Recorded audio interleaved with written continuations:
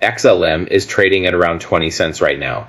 If it hits $1, that's a 5 times return from here. But what does a 5 times return actually mean in real life for the person holding 5,000 XLM versus the person holding 5 million? Because 5x sounds like the same thing for everybody, and it isn't. What it actually buys is radically different depending on your tier. And when you lay it out tier by tier in real dollar amounts connected to real things people actually spend money on, the picture gets a lot more specific and a lot more interesting than just saying XLM could go to $1. Before we get into the tiers, let's set the context for why $1 is even worth discussing right now, because this isn't a video built on wishful thinking. Before we continue, if you enjoy this type of content, don't forget to subscribe to my channel. Now, let's get back to the topic. Stellar is trading at 20 cents with a circulating supply of roughly 34 billion XLM and a market cap of around $6.8 to $7 billion. For XLM to hit $1, the market cap would need to reach approximately $34 billion, roughly 5 times where it sits today. That's not a number that requires XLM to outperform every asset in crypto history. XRP hit a market cap well above that figure during its own institutional momentum cycle. Solana has crossed $34 billion. Avalanche has crossed it. This is the territory that assets with real institutional validation do reach when the market catches up to what's been built underneath them. And right now, this week specifically, the news is genuinely significant. On July 1st, Stellar became a launch partner in the OpenUSD Consortium, a new stablecoin initiative backed by Visa, BlackRock, MasterCard, Stripe, and over 140 other companies. The same day, a company called STBL launched UST, a real-world asset-backed stablecoin on Stellar's network. 2 days later, Bithumb announced it's suspending XLM deposits and withdrawals on July 7th to support a Stellar network upgrade. And T. Rowe Price just received approval for an active crypto ETF that can hold XLM, adding another institutional gateway that didn't exist a week ago. The Protocol 27 upgrade vote is scheduled for July 8th, 4 days away. XLM responded to the July 1st news with a 10% rally before broader market conditions pulled it back. The network's tokenized real-world assets just crossed $2.83 billion, up 21.6% in 30 days. Stablecoin payment volume on Stellar just hit $5.5 billion. The institutional case is real. The network is being used. The specific question today is what a 5 times return from current prices means in actual purchasing power for people holding different amounts. Let's run it for this exercise. I'm going to use 5 holder tiers that represent realistic accumulation levels for retail investors across a range of dedication and financial capacity. I'll convert each tier's position at $1 XLM into real-world equivalents that make the abstract dollar number concrete. Tier 1, the 5,000 XLM holder. This is the most accessible entry point worth talking about. 5,000 XLM at 20 cents today is $1,000. At $1, that position becomes $5,000. A $4,000 gain on a $1,000 investment. What does $5,000 actually buy? In most U.S. cities, it covers roughly 2 to 2.5 months of rent for a modest apartment. It covers a round-trip business-class flight to Europe plus a week's accommodation in a decent hotel. It's roughly the cost of a used car that runs reliably, or a full dental procedure, or erasing the average credit card balance. It's not life-changing wealth, but for somebody who put in $1,000 and walked away with $5,000, that's a $4,000 gain. That's genuinely meaningful. genuinely real and genuinely connected to something in their actual life. The 5,000 XLM holder at $1 XLM isn't retiring, but they're not where they started either. Tier 2, the 50,000 XLM holder. 50,000 XLM at 20 cents today is $10,000. At $1, that position becomes $50,000, a $40,000 gain on a $10,000 investment, and $50,000 is a different conversation entirely. In the United States, the median household income is around $74,000 annually. $50,000 is roughly 8 months of median household income. It's a full down payment on a home in many mid-sized American cities. It's the cost of a year of private university education. It's enough to completely pay off the average American student loan balance, which hovers around $37,000 with money left over. It's the kind of number that genuinely changes a life event, not the whole life, but a specific, meaningful chapter of it. But here's the angle I think people miss when they think about a number like $50,000. The psychological effect of having that money matters as much as the number itself. For most retail investors in this space, the chronic financial anxiety isn't about massive catastrophes. It's about the mid-sized ones. The car that breaks down at the wrong moment. The unexpected medical bill. The job loss that turns into 3 months of scrambling before landing on your feet. Having $50,000 sitting accessible, whether in cash or a liquid position, eliminates most of those specific stressors permanently. Not because $50,000 is a lot in the abstract, but because it's exactly the right size to handle the actual financial emergencies that most people's lives derail. The 50,000 XLM holder at $1 XLM isn't wealthy by most definitions, but they have what the personal finance community calls a fully funded emergency buffer, plus a real down payment. And that combination actually changes how you make decisions, including work decisions, relationship decisions, geographic decisions, that a stack of 20 cents coins and a wallet doesn't. At this tier, XLM to $1 starts feeling like something with a real outcome attached to it. Tier 3, the 250,000 XLM holder, 250,000 XLM today at 20 cents is $50,000. That's already a meaningful position representing real financial commitment. At $1 per XLM, that stack becomes $250,000.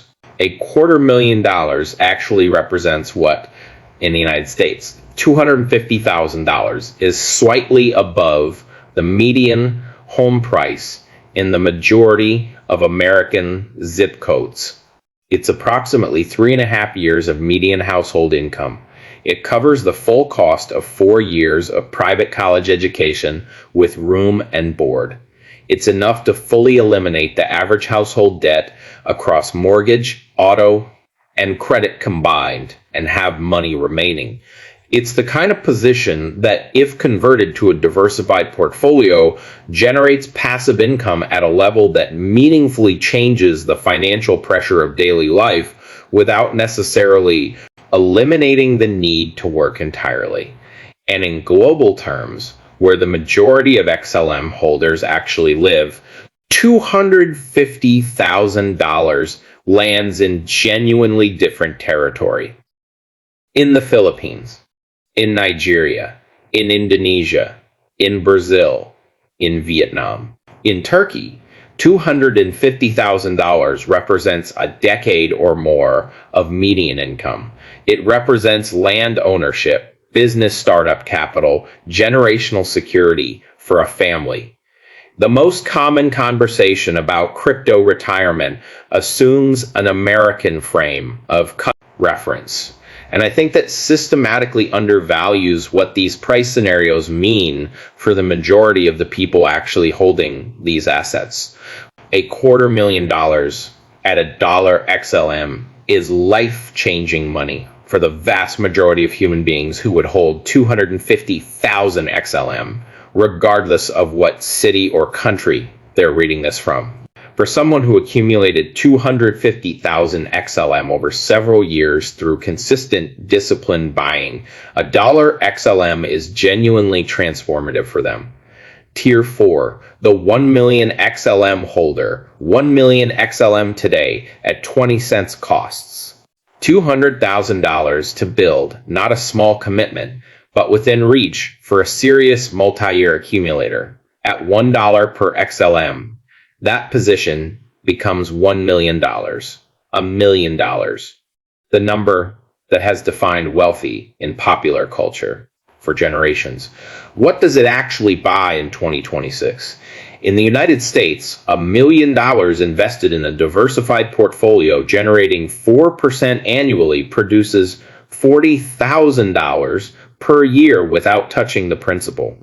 That's below the median individual income, but it is real, ongoing, passive income that covers the basics in most U.S. cities and covers a comfortable life in lower cost of living regions or most of the world outside major Western metros. Combined with any other income source, a Social Security payment, a part-time job, a side business, it becomes genuinely comfortable living. At $1 million, you own a home outright in most U.S. markets. You cover the full cost of a child's education from kindergarten through a graduate degree. You fund a year or more of travel with zero financial concern in almost any country. You remove debt from your life entirely and have capital remaining. $1 million at current purchasing power is not what it was 40 years ago. It is not retirement, forever money in an expensive city, but it is genuinely life-changing money in the sense that it permanently changes the options available to the person who holds it. The 1 million XLM holder who bought $200,000 worth at current prices and holds to $1 has walked into a genuinely different category of financial life. 5 million XLM at $1 represents $1 million at current prices. This is already a significant position, concentrated heavily in a single asset, and it carries the risks that come with that. At $5 XLM, 5 million tokens become $5 million. $5 million is a threshold that financial professionals typically classify as high net worth status. At that level, with conventional returns, the annual passive income exceeds the annual earnings of a substantial majority of American workers. In practical terms, $5 million covers the purchase of real estate, provides for intergenerational financial security in most families, funds a launch of a business without requiring external capital, and provides genuinely indefinite financial independence in most of the world outside the most expensive cities. For the $5 million XLM holder, $1 XLM isn't a milestone. It's a complete exit from one financial life and entry into a categorically different one. Now, let's talk about what happens at price points beyond $1, because I think the math gets genuinely interesting when you extend it. And I want to be honest about what scenarios those prices would require. At $2 per XLM, the market cap would need to reach approximately $68 billion.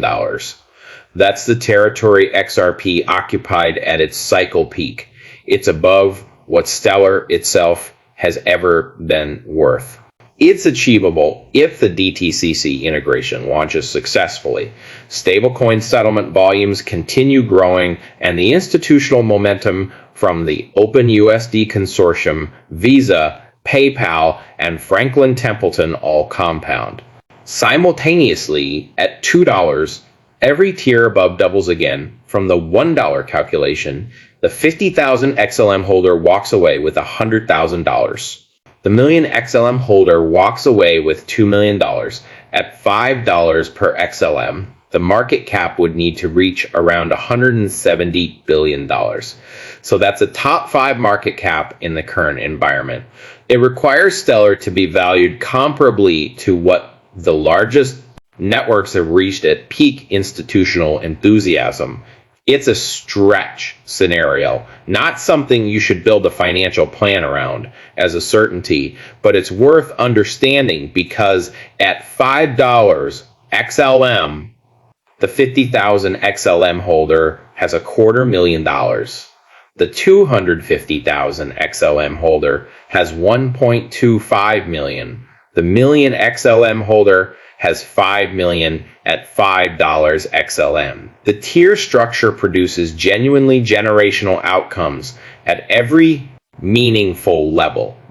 Now, here's the part I always insist on including, because I think leaving it out makes content like this irresponsible. Why might XLM not hit $1? And what does the holder of any of these tiers actually need to watch for? The first honest risk is the Stellar Development Foundation's treasury. The SDF holds a massive position, approximately the unreleased portion of the $50 billion total supply, with roughly $16 billion XLM still out of circulation. The SDF deployments of treasury funds to ecosystem grants, partnerships, and development create supply, entering the market over time. The exact pace and scale of those deployments can affect price by creating selling pressure that organic demand has to absorb. The SDF publishes reports on its treasury activity, and an alert holder monitors those rather than ignoring them. The second honest risk is the timeline question for the DTCC integration. The target is the first half of 2027. Enterprise integrations of this complexity have a documented tendency to slip if the integration is delayed into the second half of 2027 or beyond. The repricing event that many XLM holders are positioned for gets pushed further out. That doesn't mean it fails. It means you hold longer than you expected. And holding longer than expected through periods that feel discouraging is the most common point of failure for retail investors who would otherwise have been right about the thesis. The third honest risk is market-wide conditions. XLM, like every crypto asset, correlates heavily with Bitcoin and broader risk sentiment during macro events. If a genuine global recession hits, if interest rates spike unexpectedly, if a major institutional contagion event occurs in the crypto space itself, XLM will fall regardless of how well Stellar's network is performing. The holder tiers I calculated above apply at $1 at the specific moment of sale. They don't protect against selling at 80 cents instead because the moment arrived during a broader downturn rather than a peak. These risks don't negate the thesis. They contextualize it honestly.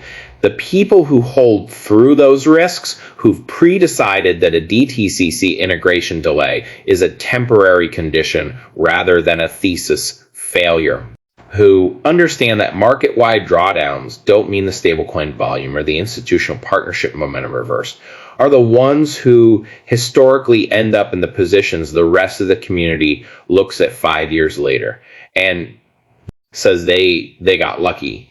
They usually didn't get lucky. They got specific about what they believed and why, and they held when the chart made that look like a mistake. So which tier are you in? And which tier are you trying to reach before the market catches up to what's happening on this network right now? Because those are the two questions that actually matter, and they're both answerable with a little math and a little honesty about where you currently stand. 5,000 XLM gets you a meaningful real-world gain at $1. Not life-changing, but genuinely real. 50,000 gets you into home down payment or student debt erasure territory. $250,000 gets you into $250,000 outcomes that permanently alter your financial situation. $1 million XLM at $1 is $1 million with everything that entails. And 5 million XLM at $1 changes your financial category entirely. The math doesn't lie, neither does the institutional momentum behind this network right now. The question is only whether the price catches up to both of those realities on a timeline your conviction can handle. If running these actual dollar outcomes for each tier, grounded in what the money actually buys, rather than what the percentage sounds like in a headline, hit like on this one, it genuinely helps more people see the full picture before they make their next decision. Subscribe if you want this level of honest, tier-by-tier analysis, as these price scenarios keep developing, because the DTCC integration timeline, the Protocol 27 launch, and the OpenUSD Consortium's first real product releases are all on calendars within the next 6-12 months. Drop a comment and tell me which tier you're actually in right now and whether the real dollar outcome at $1 XLM changes how you're thinking about your current position size. I want to see honest answers, not aspirational ones. And if you know somebody holding XLM without ever having done this math, without knowing what their specific stack is actually worth at $1, send them this video so they're making decisions with real numbers instead of abstract percentages. Have a great day. If you enjoyed this video, don't forget to like, subscribe to the channel, and be sure to join my free Telegram community with the link on my channel where I post my daily crypto experience and arbitrage opportunities you can't get anywhere else. This is XRP Hobart signing off.